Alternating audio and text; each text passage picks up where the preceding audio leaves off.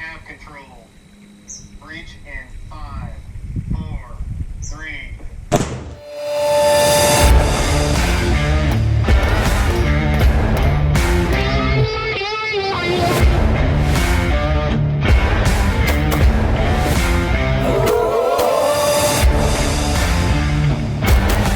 What's up, guys? I'm Uncle Free, coming to you on another glorious and well-deserved day off. And today we're going to take a look at something that is very important to the Minutemen scenario and that Minutemen gear that I should have actually already covered because I did battle belts a minute ago, and that is your holster.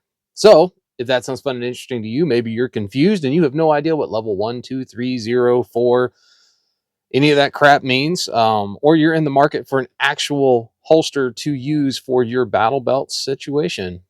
Go ahead, like, subscribe, tell a friend. Even if you're not, you're curious what I got to say, like, subscribe, tell a friend. The channel is growing. It's awesome for that. I thank you. If you are looking to support the channel, down in the description box below, there will be affiliate links down there for you to, if you were going to do it anyway, you'll find people like Gun Mag Warehouse, Sportsman's Warehouse, Dry Fire Mag. If you were going to do it anyway and you use those links, it helps the channel. For that, I thank you. So, holsters for your battle belt. So in the battle belt video, we brought up this guy. So this is my Blue Alpha Gear Battle Belt Light. If you're curious about how this belt's set up, you can head back over and check out that video. I'll leave a link up here for you. But when we refer to the belt, the part of this that attaches to your holster is your belt loop itself. Now, I am a big fan of the Safariland UBL, which is the Universal Belt Loop, and a bigger fan of the new version, which is the CUBL. So it's a cantable belt loop. I do run the T-Rex Arms thigh strap on all of mine, and I always run the QLS system for quick disconnect, and that mounts to the actual belt loop itself. There is some new options out there, stuff from Modern Warrior Solutions with the bang hanger, which I will be checking out pretty soon, as well as Core Essentials aluminum mount. That looks pretty interesting. That should be on the way to me as well. But if we went by the kind of the most standard one you see, it is the Safariland UBL. So I have a newer version of it here. This is the cantable belt loop. It's differentiated by the fact that this is all set so you can adjust the cant on the holster itself. So now that we've gone over that part, let's talk about the holsters. When we talk about holsters in this scenario, there is no place in this scenario where a holster without retention fits.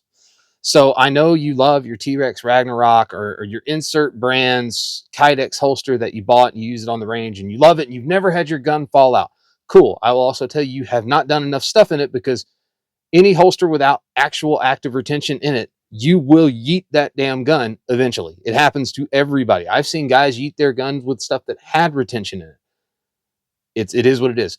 But once you get into the retention world, it's a freaking minefield. There are so many freaking options out there. CompTac, you name it, it exists. But there's really only, and this is speaking as a guy that runs a retention holster every day. I train with people from all over my state that run retention holsters. There are really 3 brands that we talk about. That's it. There's only 3 retention holsters that we actually discuss. So let's look at a couple more options of things that wouldn't be classified as a usable holster in this world. Something like this. I love Filster. I've talked about them. There is a video that wouldn't lie before this, or I talked about the Floodlight. This is the Filster Floodlight, but this is the OWB version. This is a Kydex shell, or Bolteron, I don't remember what he makes it out of, that holds whatever pistol I put the Modlite PL350 on. This is not an acceptable holster for this scenario. It is an incredibly well-made holster, but it is not acceptable at all. Like, no. So why isn't it acceptable? All firearms will be clear today. So if it is unacceptable, I get retention, right? Or do I? I know the shake test is so overdone, but I will tell you, if you're running in this thing and it's jostling and you catch it, this is coming out. You don't want that, because I will tell you right now, if you've run a holster without retention and you have never looked down and realized your gun was not where it was supposed to be, because during whatever course of fire you were doing, you yeeted your gun. Typically, it's on a dry stage where the pistol's dry. You just have it on you. These don't work. You can look at an option like this guy. So this is actually a really high quality OWB pancake style holster. This is a Safariland. This is a model 557. So this guy fits the Glock 1923, again, clear, with the TLR1 or Surefire X300. I get really solid retention with this. Like, this is a pretty good holster. And if your game was that of an investigator or something, I could see doing this. But this, even something as well made as this, is not the solution that we're looking for the battle belt. This is a really good holster, but it's still not the right thing for what we're talking about. So this is out of the running too. You can insert a million other brands that make Kydex holsters and bend Kydex into this simple thing. It doesn't work. So when we talk about holsters themselves, you are talking about three major companies right now. If you are looking for a retention holster,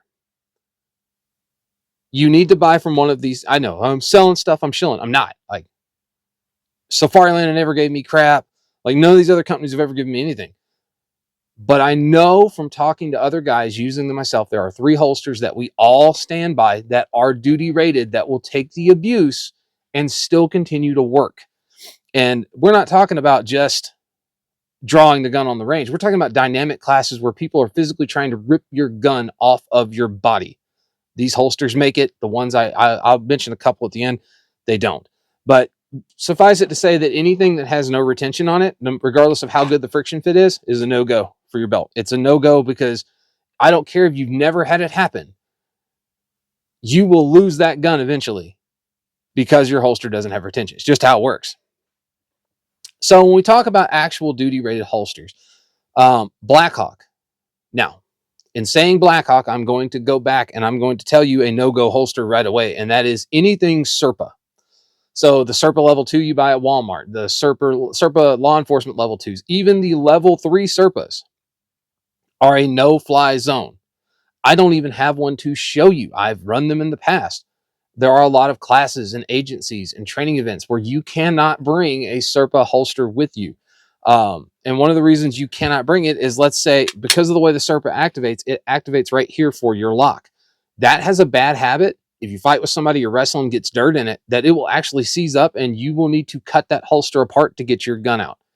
That pretty much eliminates it right out of the gate as an option for a duty rated holster, because we're all assuming that if we're wearing a holster on the outside of our pants in a scenario that we're talking about now, that we are absolutely possibly going to be in mud, mire, gravel, dirt, whatever. Not a good idea. The other problem with it is because of the way it indexes, where you unlock it. Now, if you do it right, when you index and you pull out, your finger should be high on the frame, right? We all agree that's if you do it right. Now, add stress to this, and people had a habit of drawing out and pulling the trigger. Don't believe me? There's videos of it happening all over the place. The guy that like does his leg while he's trying to draw out the thing, he's like, I just shot myself. That guy had a Serpa. It happens to people, even well, and yeah, you can argue it's a training issue, and it is a training issue to an extent, but you're already kind of starting at a deficit, so probably don't do that. But Blackhawk does make a holster series called the T series. Now, I'm not referring to the Omnivore. The Omnivore is not a duty rated holster. Yes, I know it has retention. Hear me again. In the back, it is not a duty rated holster. However, the T series Epics from Blackhawk, those are good. So you're going to find those in a level 2 or a level 3 variant. So to give you an example of what level 1, 2, and 3 is for most people in their brain, a level 1 retention holster for everybody outside of Safariland is this. This is a holster that's retention is based solely on the actual friction fit with the holster. That is a level 1 holster. A level 2 holster requires not only the friction fit of the holster itself, but it requires some sort of an active retention device that you have to defeat in order to draw the gun. Don't think that's important. Watch any kind of a video where people have tried to grab a cop's gun.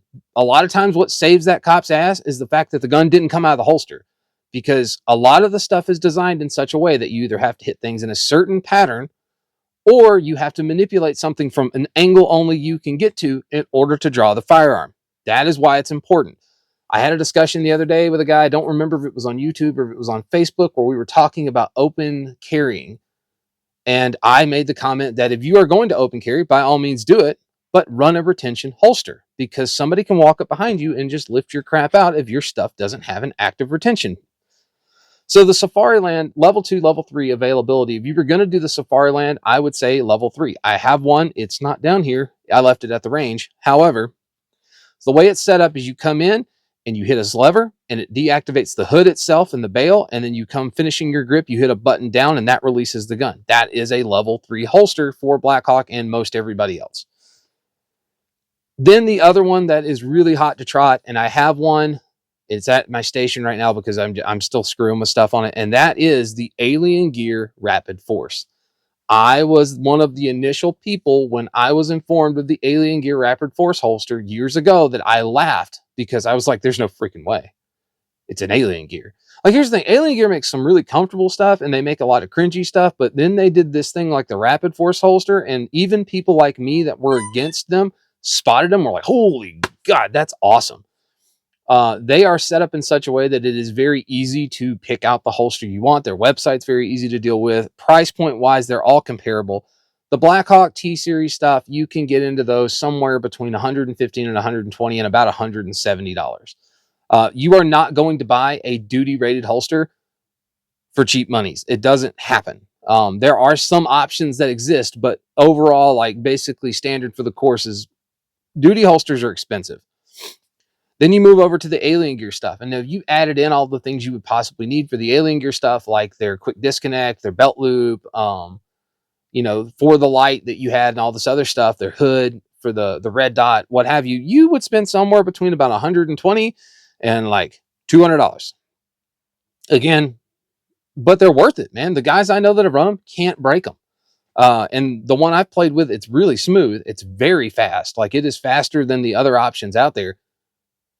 But I still have that thing in my brain that it's Alien Gear, and I'm waiting on it to fail, but it hasn't yet. So take that with a grain of salt. Although I will say everybody I know that's running them is running them on duty, loves them. Same thing with the Blackhawk T-Series, the Epics.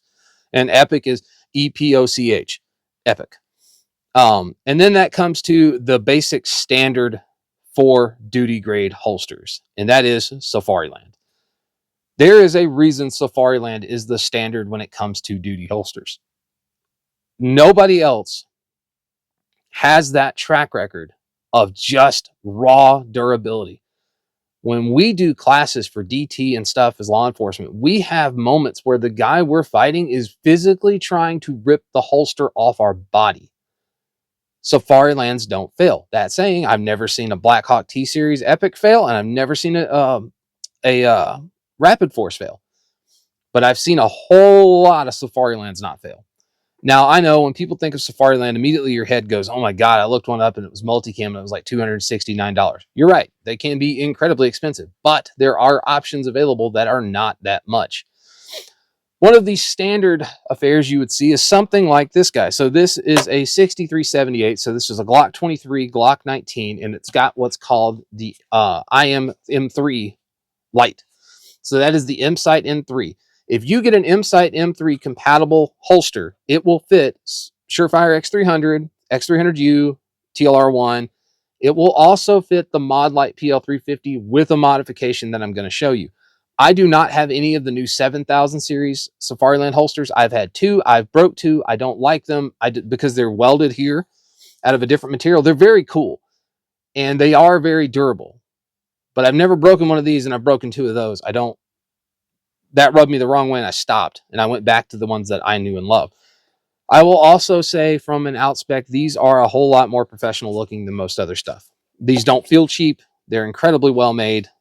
Something like this guy here, the 6378, for either the 19 or a Glock 17 size, you can get into these from places like CopQuest for like $70.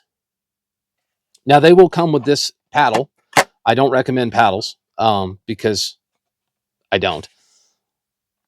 But I always replace all of mine with the QLS system because I am sold into that system. Again, the QLS is this guy here on my UBL. So looking at this, we can get into something like this for in that $60 price range, $70 or whatever. And then you're going to add an additional, let's say about $40 to get the UBL and the QLS system. And now all you have to do is buy more QLS forks and you just replace and switch it off for whatever gun you want to do, which is awesome. All of Safariland stuff. Now, this is where their crap is different than everybody else's, because their level 1 is not anybody else's level 1. This is considered a level 1 holster for Safariland. It's got an ALS. How does ALS work? Gun goes in holster. You listen. Hear that click?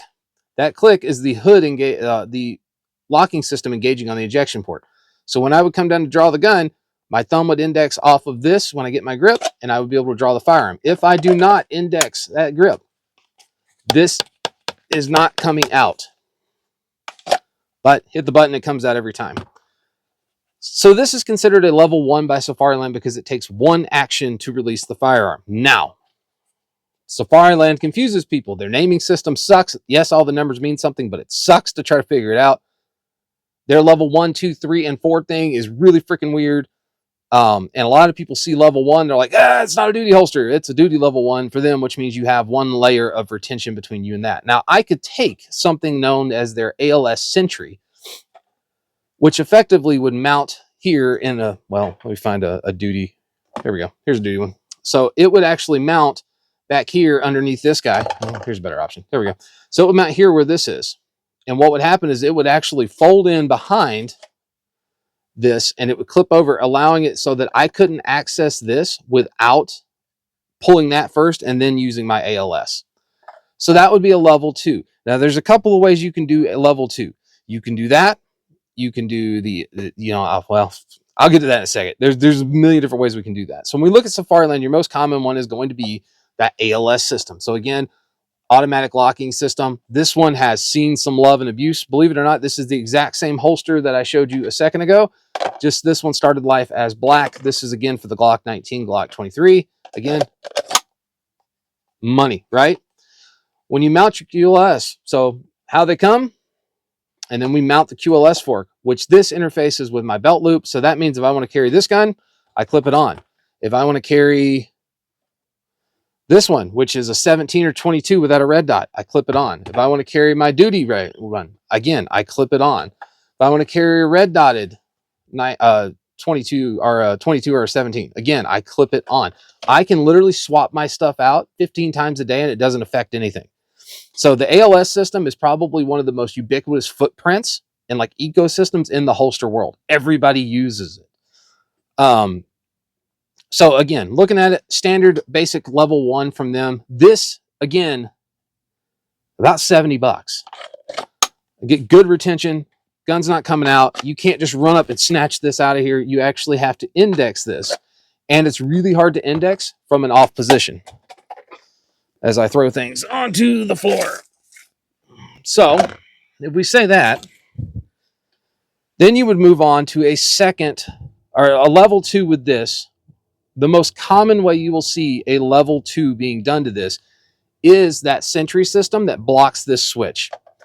But then you move on to what Safariland calls their level 2.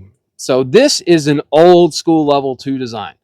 So this was a holster I ran on duty. This guy is the 6280. So again, that IT M3 light, so it'll fit Surefire, Safariland, it'll fit Surefire X300s, Streamlight TLR1s, and the mod light with the modification. But this guy is a level 2. You will see I have a bail on this guy. That's it. There's no other kind of retention in this thing at all. At all. And the reason they call it a level 2 is to deactivate this, I have to push in as level 1, and then forward is level 2. 2 actions to draw the handgun. Here's the problem with this. I cannot tell you how many times I got out of a vehicle and my hood was like that because it had bumped on my seat or on my center console or on my gear, and that's what happened. And here's the problem. Once that takes place, there is nothing holding this in the holster anymore. I don't like that. Now, to do this, they make this version where you can actually use the same Sentry system that comes underneath the SLS hood and prevents you from pushing it down unless you deactivate that first, then push this down. So that would be a level 3 using SLS. The level 4, or the level second version you would see with a level 3 would be a combination of both of these. So you would have this hood over the top of this. So you would deactivate the hood. Once you deactivated the hood, you would come back and catch the nub and pull the nub and pull your firearm out. This is an old school solution. It's one a lot of law enforcement agencies go through because it's so traditional looking and they trust this bail. And it wasn't until I was able to show some people like, hey, this happens all the time without me meaning for it to happen. I don't like that because there's nothing holding my firearm in.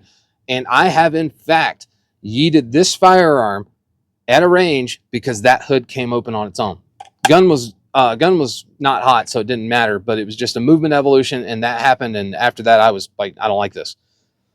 So then you would move on. Again, level 3 from Safariland would be the combination SLS and ALS, or a combination of the Sentry and the SLS. I know there's a crap ton of acronyms. Blame Safariland. I didn't name this crap. And then your level 4 is actually your SLS bail with the ALS, with a Sentry on the ALS. So you would actually have to come up, it's a bail, it's a SL Sentry on this. See what I'm saying? Like, this crap's confusing. So you would have to deactivate the Sentry, deactivate the hood, then hit the ALS. So 4 steps to remove your firearm. Now, there were a bunch of older school versions of this back in the revolver day where you actually had to grab, pop the snap, and twist the gun to pull the gun out. Like, those things happen. And fortunately, we have learned that there are better ways to do things. And we have learned that there are better ways to do things than even this. If your agency requires a bail and this makes you feel better, I would really look into the Epic T series or the Alien Gear, because when you deactivate the hood, it's spring loaded. So when you hit it, it gets out of your way fast. So that's an old school version. This is an SLS duty holster here. Retention level is the same. I know Safariland likes to say that this is an action and that is an action. That is an action. Same thing with that being an action. But here's the deal. Something like this is like 180 bucks. That's expensive for a holster that, you know, has some issues. Like, it sits very high on your belt, so it runs into things. It makes your draw a little more awkward. So I'm not a huge fan of that one, but I am a big fan of the ALS systems. If you can't tell, like, again, this is a 1722. This is a 1923. They're fantastic holsters. They're ultra tough and durable. I've taken tons of classes. For those of you that say I don't use my crap, that one's chewed up and been painted a few times. But the 3 that I run consistently right now, depending on what I am running. So I run this guy here. This is the 6378 RDS. So this is for a 1722 with a red dot sight and the IT M3 light, so X300 TLR1, or mod light with the modification that I'm going to show you in just a second. So you will notice on my 3 go-to holsters, they are all nub modded, which, if we compare the size of that nub, it is a lot more space for me to get my hands on to get this guy loose, to get it out of the freaking holster. This hood itself, when I come up, it pops that open, covers my red dot when I'm not running it, and then when I reholster, I get that solid ALS click, drop my hood back down to protect my optic. Same deal, QLS mount, so I can swap this on if I'm running my 19 or 22 with a red dot. Frequently, one you guys see a lot in my stuff is this is a 6378. Again, nub mod on this guy, as well as a black box customs accessory mount with a tourniquet holder from, I think it's Defense Mechanisms. Can't tell. And then I also run the QLS system. So this is one that a modification had to be done with. And that modification is from the company when you order from Nub Mods. It's this guy here. This is the Ghostman Portal X. So one of the issues we run into with these holsters is this cap. This cap fills up with crap. It damages sometimes the lens of your light. The Portal allows stuff to fall through, but the Portal X extends my coverage about 1/4 of an inch, which allows me to take something like my Mod Light PL350 here and get all the way in there. And you can actually see how close that light fits down in here. This is aluminum, so I don't have to worry about bashing and beating up my light. I keep the structural integrity of the holster right here, which is very important. And I have that nub mod and ALS lock. So the ALS lock in these series is actually a bar on the inside right here that is user serviceable. And then if you get into the red dot version of it, this is your spring system for the actual locking hood. And you have this, the locking hood moves up and down on the inside. So I run this a lot. This holster's been great. This holster is like 3.5 or 4 years old. And it's been a rock star. But again, Safariland. Now, One of the newer ones I just got in is this guy. So this is a step up. So from that kind of a series, this is also just an ALS holster, but it's a little higher duty rated holster. So this guy's in Ranger green with a Cordura wrap. I've got green everywhere. And this is what I call the Cobra hood. It's not what it's actually called. But what this does is if somebody reaches in from the front, they can't get to my locking nut because there's no access. But when I come in, this one's for a SIG. So when I come in to get this guy, I actually come inside of this and draw my holster, my firearm. So that's my SIG 320 with a Surefire 300 U-boat on it. That's what this holster is made for. It'll also work with the TLR1. And again, I have just this coverage for my deal. So if I take this gun, she's in there, close this guy up, it protects my dot a little bit. Again, it's not coming out of here. It's not coming out of here until I want it. You see it kicks that up on its own. So that's what this is for. I'm not as big of a fan of these, but I'd still leave them on some. And then again, I have the QLS forks on this guy so that I can switch out holsters as I'm switching guns for the day. Safariland's where it's at. I don't know that I've ever seen one of these get killed. Like, they're just freaking tough. And I love the modularity with that QLS system. So if we looked at this holster right here, let's say I was going to run my SIG this day. I would take my SIG holster here for the 320. There we go. I have found this to be ultra durable. I have never seen anybody break a QLS system. Same deal if I want to run my 19 or my 22 red dot gun. There we go. On there. No problems at all. Pops right off there.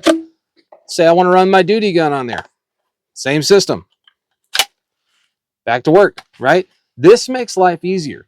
Now I know you're going to have this problem, which is you can run 3 different lights, but you can only run that gun. So yeah, you're going to have to spend the money to get a Safariland for each gun you have. But I will tell you this, and I will leave you with this. There is a reason that I said that the TLR 7A is not a duty light. If you are carrying a duty grade firearm for duty stuff, this is outside of your pants. How long things are don't matter. Why would you not choose the option that gives you the most capability you can? This is the PLHV2 head. Stupid right. Why would you not choose something that's going to give you more capability because it's not impacting anything? You're already wearing it outside of your pants. So things do change if you're going to conceal carry it. I mean, I get that to an extent. But if you notice, like, something common with all of these is they are all running full-size weapon lights because it doesn't hurt me to freaking carry with a full-size weapon light. Same deal. The SIG with the X300. There we go. Just like that. It's not hard to do. I do not understand why people would choose a more handicapping option for a light when you're already carrying it outside of your pants. Carry more light. Oh man, it drives me nuts. I've never understood it.